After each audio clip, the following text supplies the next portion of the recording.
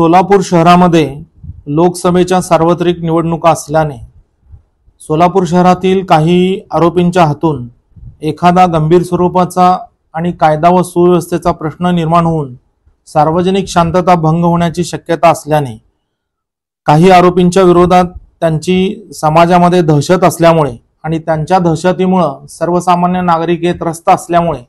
सोलापूर शहरातील पोलीस उपायुक्त भाग 1 आणि भाग 2 यांनी मिळून संयुक्तरित्या या ठिकाणी 32 आरोपींच्या विरोधात सोलापूर शहरातून हद्दपारीचा आदेश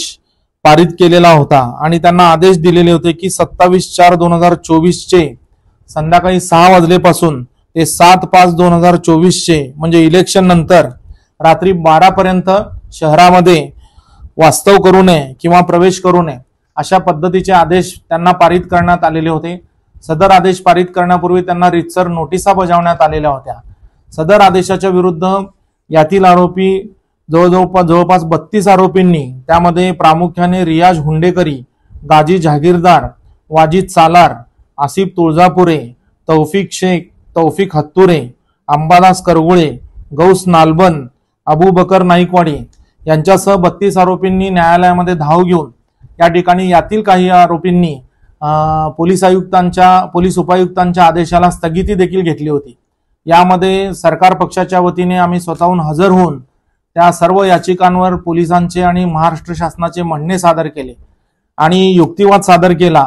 की हे जे अर्जदार जे आहेत, ज्यांची हद्दपारीचा आदेश झालेला आहे, ते त्यांचा न्यायिक हक्क म्हणजे फंडामेंटल राईट जो आहे तो भंग झालेला आहे आणि हा आदेश एकतर्फी व अन्यायकारक असल्याचं त्यांनी न्यायालयाला कथन करून तो आदेश रद्द करावा अशी मागणी न्यायालयाकडे केलेली होती। परंतु सरकार पक्षाने याच्यामध्ये युक्तिवाद करत की लोकसभा इलेक्शन असल्यामुळं हे सदर आरोपी हे रेकॉर्डवरचे गुन्हेगार असल्यामुळं त्यांच्या विरुद्ध एक किंवा एकपेक्षा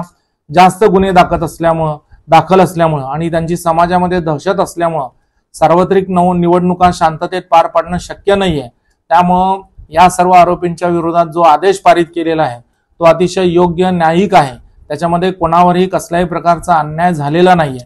त्याच पद्धतीनं ज्यावेळेला हा आदेश पारित केला त्यामध्ये असं देखील म्हणलेलं होतं की ज्यावेळेला निवडणुका आहेत म्हणजे 7/5/2024 रोजी निवडणुका आहेत, त्या निवडणुकीच्या कालावधीमध्ये या सर्व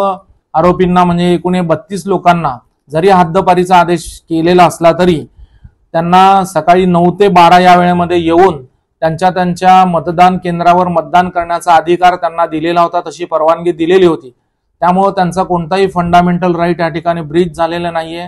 हा आदेश जो आहे तो संविधानिक आहे। त्यामुळे तो आदेश योग्य असल्यामुळं या अर्जदारांच्या याचिका रद्द करण्यात याव्या अशी मागणी जिल्हा सरकारी वकील कार्यालयाच्या वतीनं या ठिकाणी सोलापुरातील जिल्हा व सत्र न्यायाधीश श्री योगेश राणे साहेब यांच्या समोर केली असता सरकार पक्षाचा युक्तिवाद ग्राह्य धरून या सर्व 32 आरोपींनी जी याचिका या ठिकाणी दाखल केलेली होती ती याचिका अमान्य करण्यात आलेली आहे।